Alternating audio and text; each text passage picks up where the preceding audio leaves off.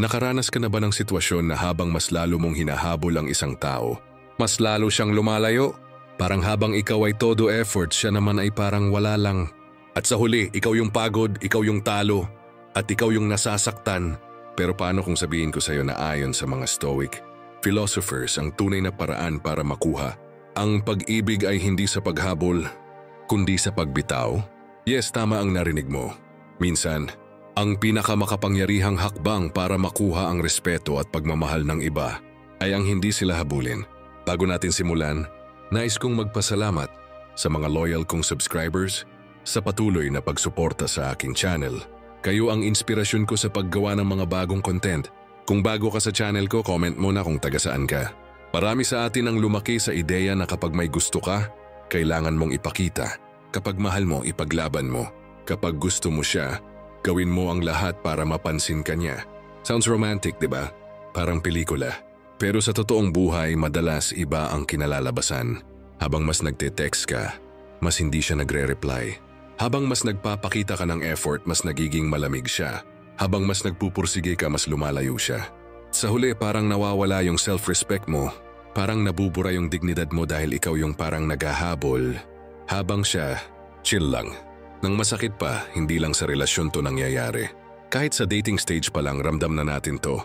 Yung tipong ikaw na yung gumagawa ng paraan para magkausap kayo. Ikaw na yung laging unang nagme-message.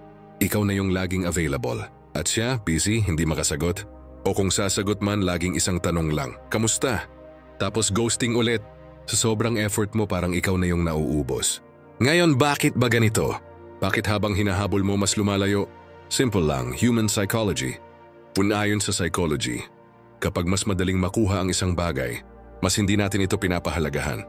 Kaya kapag nakikita ng isang tao na available ka lagi, na ikaw na yung laging nag-a-adjust subconsciously, nawawala yung halaga mo sa paningin niya. Kapag hinahabol mo ang isang tao, ang ipinapakita mo ay, mas mahalaga ka kaysa sa akin, mas mataas ka kaysa sa akin, at handa akong isakripisyo ang sarili ko para sa'yo. Kahit hindi mo sinasabi ng direkta, yun ang vibe na nakukuha niya. And guess what? Wala nang mas turn off pa diyan. 3. Reverse attraction. Lalo na sa dynamics ng attraction, kapag mas habol ka, mas takbo siya. Natural instinct ng tao na hindi tumutok sa isang bagay na pilit na ibinibigay. Kung titignan mo, halos lahat ng heartbreak na galing sa paghabol ay may parehong ending. Yung hinabol, mas lalo kang binaliwala. Yung nanghabol, nauubos, napapagod, at nawawalan ng respeto sa sarili. Dito pumapasok ang Stoicism. Sabi ng Stoicism, may dalawang bagay na laging dapat mong tandaan. 1. May mga bagay na kontrolado mo.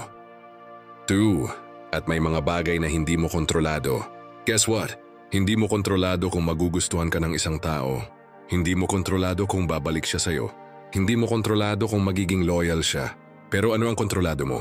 Ang sarili mo. Ang paggalang mo sa sarili. Hanggang desisyon mong huwag habulin ang isang bagay na hindi para sa'yo. Marcus Aurelius once said, "If it is not right, do not do it. If it is not true, do not say it." Pwede nating dagdagan. If it is not yours, do not chase it. Yun ito na isang wisdom ng Stoicism. Ay hindi pag-alis sa pagmamahal, kundi pag-alis sa pagiging alipin ng paghabol.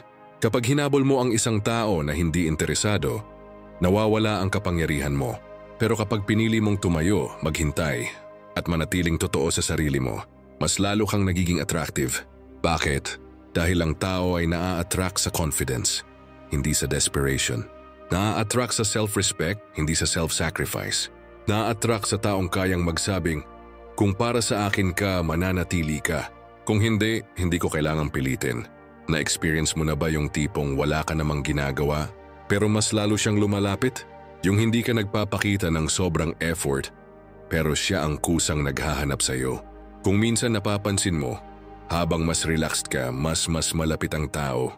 At ito ang sikreto, ang hindi paghahabol, ang pagiging kalmado, confident, at may sariling mundo ay mas nakakabighani kaysa sa lahat ng effort na pwede mong ibigay. Karamihan sa atin kapag may gusto tayo, iniisip natin, kailangan ko siyang ipaglaban. Kailangan kong ipakita kung gaano ko siya kamahal. Kailangan kong iparamdam sa kanya na siya lang. Pero sa sobrang focus natin sa pagpapakita, nakakalimutan natin ang isang malaking katotohanan. Kapag sobra kang nag-effort para makuha ang isang tao, Madalas ang epekto ay kabaligtaran. Halimbawa, yung lalaki na todo bigay ng flowers, chocolates, gifts araw-araw kahit hindi pa sila official. Sa huli, nauuwi lang sa sweet friend. Yung babae na laging available 24/7, parang wala ng sariling oras. Sa huli, nawawala yung mystery at excitement. Yung taong laging nag-a-adjust at sumusunod sa lahat ng gusto ng isa, nagiging predictable, boring at hindi na exciting.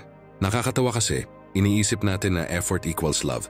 Pero sa attraction, effort without balance equals repulsion.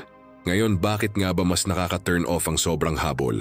1. Kapag masyadong obvious na gagawin mo lahat, nawawala ang challenge. At alam mo na, psychologically, ito ay na-attract sa challenge at hindi sa giveaway. No, kapag ikaw ang habol ng habol, ang ipinapakita mo ay ikaw ang prize. Ako ang applicant, guess what? Walang taong gustong maging prize ng isang taong hindi kayang tumayo sa sarili niya. 3. Ang sobrang habol ay nagmumukhang emotional neediness. At sa relationships, neediness kills attraction. Hindi dahil masama kang magmahal, kundi dahil mas nakikita niyang hindi ka buo bilang tao kung wala siya. Ito yung masakit. Kapag hindi ka marunong mag-step back, hindi lang attraction ang nawawala, kundi pati ang respeto. Ano ang sabi ng Stoics? Control what you can, accept what you cannot. Sa dating at relationships, hindi mo kontrolado kung magugustuhan ka ng tao.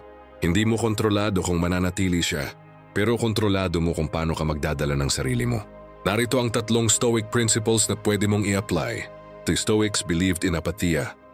Hindi ito pagiging manhid, kundi pagiging malaya sa emotional extremes.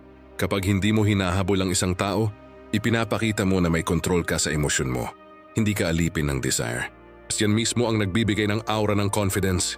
2. Sabi ng Stoics, dapat buo ka na bilang tao kahit wala ang iba. Hindi mo hinahanap sa ibang tao ang validation. Hindi mo hinahanap sa relasyon ang identity mo. Kapag nakikita ng isang tao na buo ka na, mas lalo kang nagiging attractive.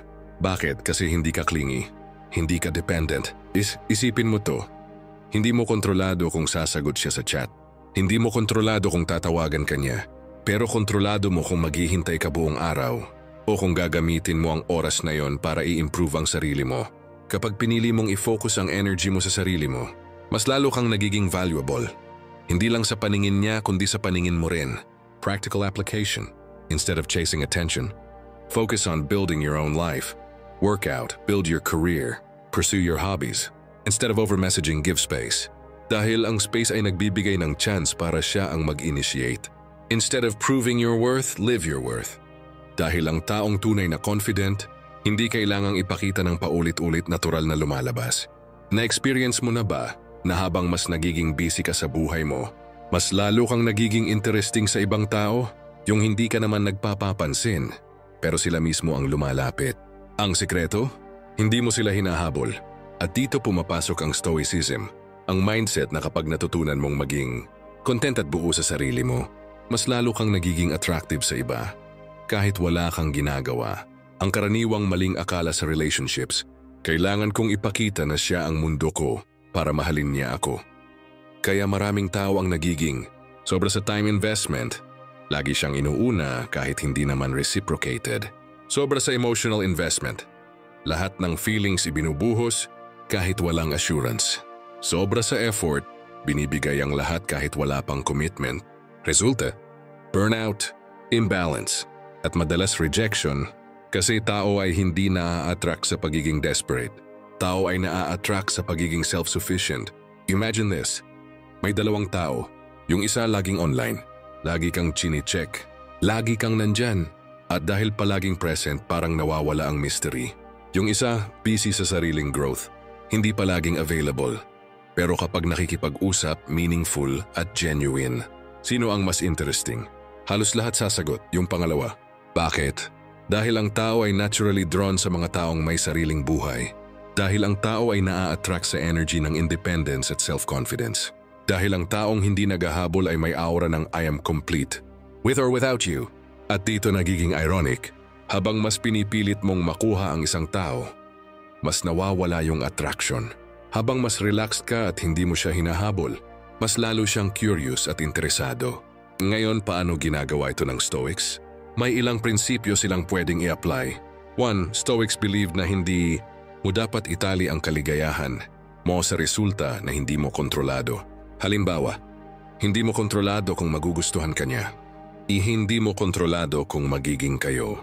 Pero kontrolado mo kung paano ka magdadala ng sarili mo, paano ka magre-react at paano mo i-handle ang rejection.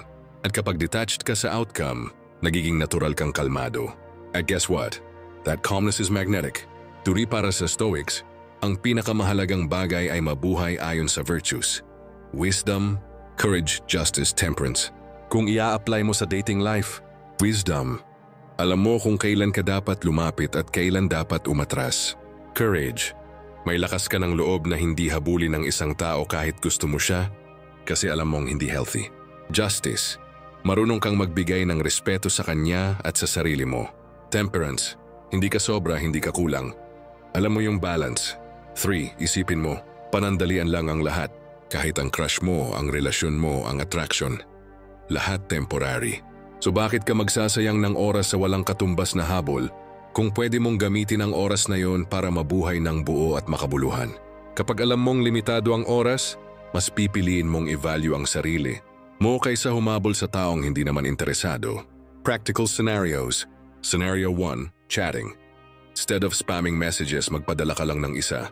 Meaningful. Kung hindi sumagot, huwag mong habulin. Move on ka sa araw mo. Scenario 2, dating. Instead of trying too hard para magustuhan ka, focus on enjoying the moment. Kapag hindi nag-click, at least you learned. Scenario 3, relationship. Instead of losing yourself sa partner mo, keep your own hobbies, friends, and passions. Hindi lang ito healthy. Mas lalo ka ring nagiging attractive kasi may sariling mundo ka. May tinatawag na law of reversed effort. Kapag sobra kang nagpupursige, mas hindi gumagana. Parang tulog. Kapag pilit na pilit kang matulog, mas hindi ka makatulog. Ganon din sa love. Kapag pilit mong hinahabol, mas hindi mo makuha. Solution? Let go. At doon mismo, mas natural siyang dumarating. Kung sasabihin ko sa iyo na ang pinakamalakas mong weapon sa love at dating ay hindi ang pagiging gwapo, hindi ang pera, at hindi rin ang pagiging sobrang sweet, kundi ang kakayahan mong huwag habulin ng isang tao, maniniwala ka ba?